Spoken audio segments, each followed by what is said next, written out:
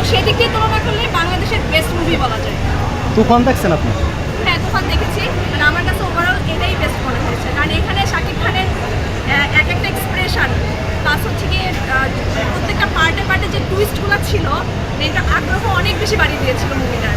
তো এরকম টুইস্ট যদি মুভিতে রাখা যায় তাহলে প্রত্যেকটা মুভি বাংলাদেশের নেক্সট হিট হবে বলে আমার মনে হয়।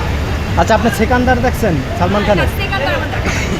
আচ্ছা, সেকান্দার মুভি 300 কোটি টাকা বাজেটের। আমি কালকে কাপুর ইন্টারভিউ নিলাম, উনি সেকান্দার মুভি দেখছে আর বরবাদও দেখলো। উনি বলল যে আমার কাছে সেকান্দারের চাইতে বরবাদ বেশি ভালো লাগছে।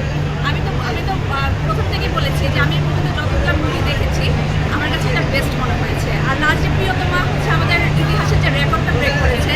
আমি বলবো যে এইটা সবাইকে দেখার জন্য আমি 100% রিকমেন্ড করি।